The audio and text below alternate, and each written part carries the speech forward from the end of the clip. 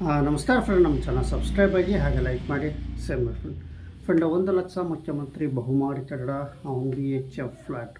Friend, ನಿಮಗೆ ಏನು ವಸತಿ ಸಚಿವರಾದಂಥ ಜಮೀರ್ ಅಹ್ಮದ್ ಅವರು ಸದ್ಯಕ್ಕೆ ಈಗ ಒಂದು ಗುಡ್ ನ್ಯೂಸ್ ಕೊಟ್ಟಿದ್ದಾರೆ ಅಂತಲೇ ಹೇಳ್ಬೋದು. ಇಷ್ಟು ದಿನ ಪೋಸ್ಟ್ಪೇನ್ ಆಗ್ತಿರುವಂತಹ ಮನೆ ಹಂಚಿಕೆ ಈಗ ನಾವು ಸದ್ಯದಲ್ಲೇ ಜನವರಿ ತಿಂಗಳಲ್ಲಿ ಕೊಡ್ತೀವಿ ಅಂತ ತಿಳಿಸ್ತಾ ಇದ್ದಾರೆ. 1 BHF ಫ್ಲ್ಯಾಟು ರಾಜೀವ್ ಗಾಂಧಿ ವಸತಿ ನಿಗಮ ಮತ್ತು ಸ್ಲಮ್ ಬೋರ್ಡು ಮನೆಗಳು ಇವೆರಡೂ ಸಹ ನಾವು ಜನವರಿ ತಿಂಗಳಲ್ಲಿ ನಾವು ಕೊಡ್ತೀವಿ ಅಂತ ತಿಳಿಸಿದ್ದಾರೆ.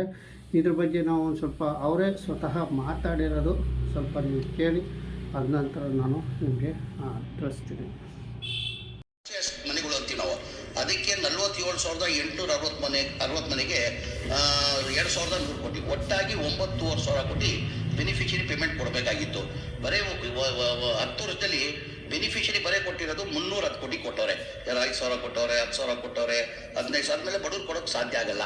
ನಮ್ಮ ಸರ್ಕಾರ ಬಂದಾದ್ಮೇಲೆ, ನಾನು ವಸತಿ ಮಂತ್ರಿ ಆದಮೇಲೆ ನನ್ನ ಗಮನಕ್ಕೆ ಬಂದಾದ್ಮೇಲೆ ನಾನು ಮನೆ ಮುಖ್ಯಮಂತ್ರಿ ಗಮನಕ್ಕೆ ತಂದೆ. ನಾನು ಸರ್, ನೀವು ಬಡವ್ರಿಗೆ ಒಂದು ಮನೆ ಕೊಡೋಕ್ಕೆ ಸಾಧ್ಯ ಆಗಲಿಲ್ಲ. ಕಾರಣ ಅಂದರೆ 7.5 ಲಕ್ಷದಲ್ಲಿ 4.5 ಲಕ್ಷ ಬೆಳೆ ನಾವು 10 ವರ್ಷದ ಒಂದು ಮನೆ ಕೊಟ್ಟಿರಲಿಲ್ಲ. ಸನ್ಮಾನ್ಯ ಅಧ್ಯಕ್ಷೆ, 36,789 ಮನೆಗಳು ಕೊಟ್ವಿ.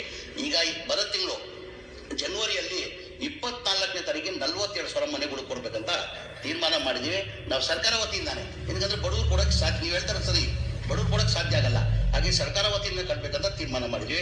ಅದರ ಜೊತೆಲಿ ಬಸವ ಅಂಬೇಡ್ಕರ್ ವಾಜಪೇಯಿದಲ್ಲಿ ಫ್ರೆಂಡ್, ಈಗ ವಸತಿ ಸಚಿವರು ಜಮೀರ್ ಅಹ್ಮದ್ ಅವರು ಮಾತು ಕೇಳ್ಕೊಂಡಿದ್ದಾರೆ ವಾಯ್ಸು.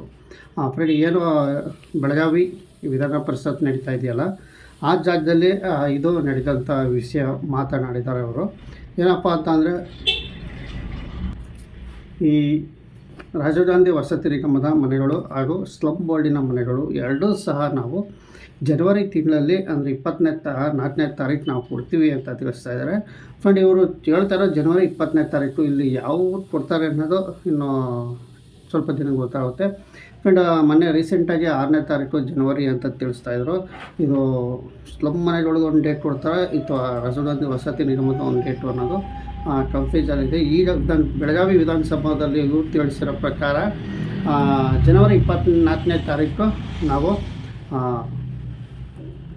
42,000 ಮನೆಗಳು ನಾವು ಕೊಡ್ತೀವಿ ಅಂತ ಇಲ್ಲಿ ಕ್ಲಿಯರೆನ್ಸ್ ಇಲ್ಲಿ ತಿಳಿಸಿದ್ದಾರೆ. ಹಾಗಾಗಿ ನಾವು ನೋಡಬೇಕು, ಈ ಸರ್ಕಾರ ಯಾವ್ಯಾವ ಡೇಟಿಗೆ ಏನೇನು ಚೇಂಜ್ ಮಾಡುತ್ತೆ ಅಂತ ಗೊತ್ತಾಗಲ್ಲ.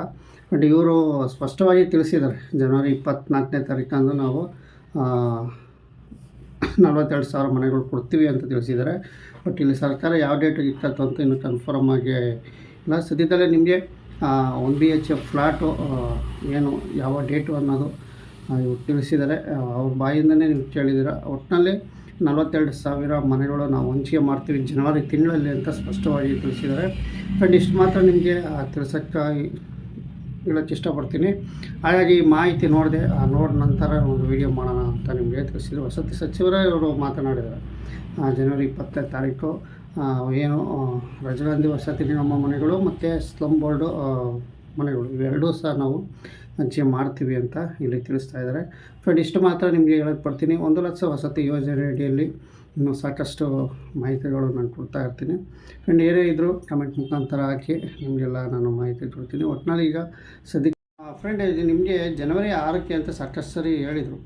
ನೀವು ಎಲ್ಲ ಯಾರಕ್ಕೆ ಹೇಳಿ ಜನವರಿ 6ಕ್ಕೆ ಫಂಕ್ಷನ್ ನಡೆಯುತ್ತೆ, ಮುಖ್ಯಮಂತ್ರಿ ಕಡೆಯಿಂದ ನಾವು ಹಂಚಿಕೆ ಮಾಡ್ತೀವಿ ಅಂತ ಮಾಹಿತಿ ಬಂದಿತ್ತು. ಫ್ರೆಂಡ್, ಈಗ ನೋಡಿದ್ರೆ ಇಲ್ಲಿ ಬೆಳಗಾವಿ ವಿಧಾನಸೌಧದಲ್ಲಿ ಏನು 24ನೇ ತಾರೀಕು ಅಂತ ಡೇಟ್ ಕೊಡ್ತಾ ಇದ್ದಾರೆ.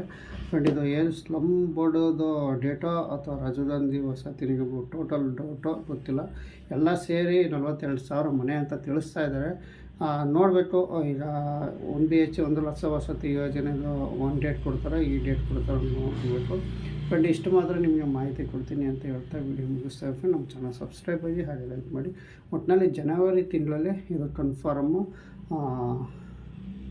ಮನೆ ಹಂಚಿಕೆ ಅಂತ ತಿಳಿಸ್ತಾ ಇದ್ದಾರೆ.